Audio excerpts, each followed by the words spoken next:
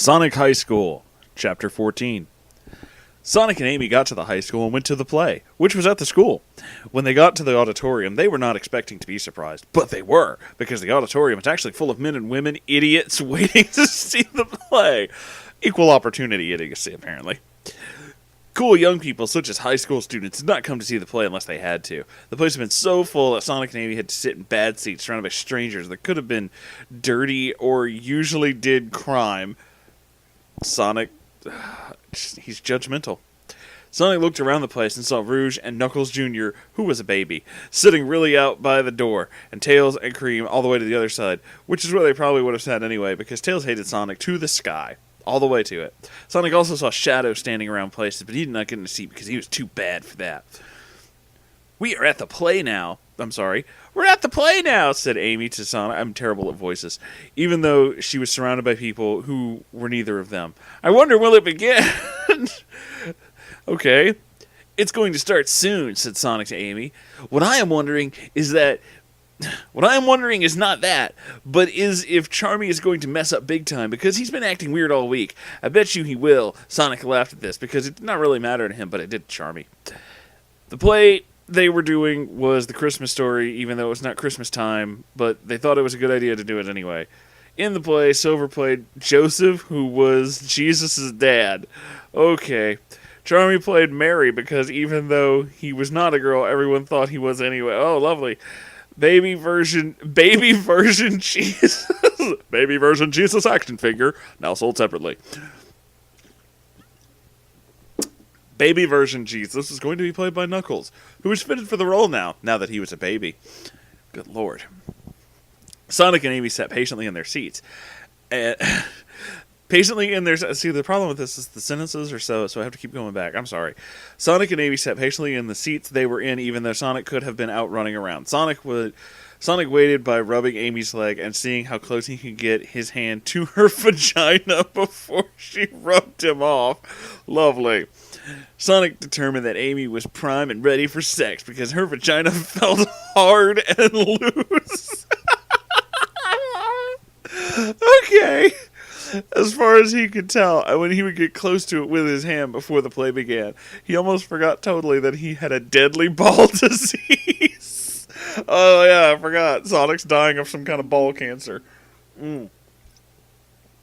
Okay. The play eventually started, and it was just as gay as you thought it would be. Lovely. There was singing songs, and otherwise it was just like the Christmas Story always was.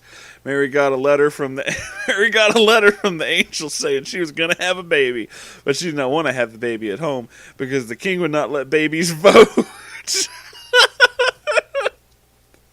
The king would not let babies vote, so Mary and Joseph rode bikes all the way from London to Jerusalem.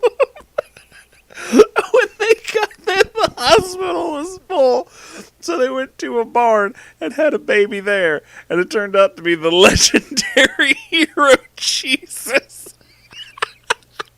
Through the whole way, Silver did a really good job, and Charmy did an okay job, but everyone sure believed he was a woman because his voice is so high and girls. Then they got to the ending where Mary has to have her baby out.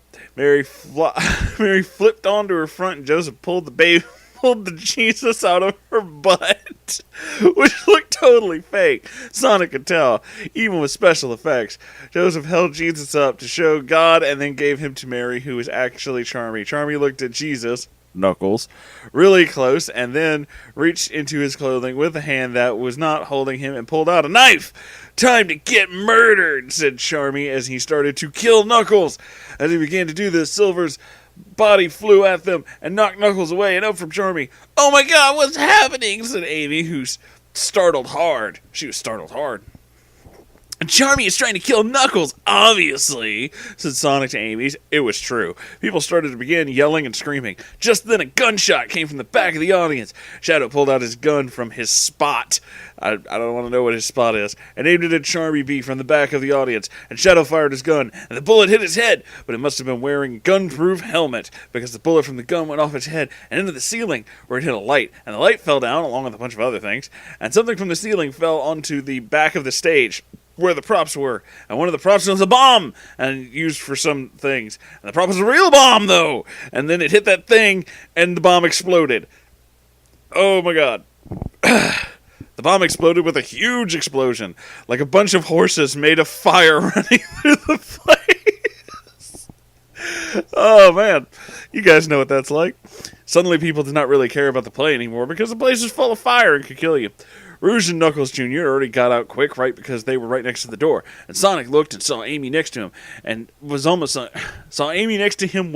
unconscious because of all the fire and smoke and shocking things. Sonic picked her up and ran out of the auditorium with fast speed.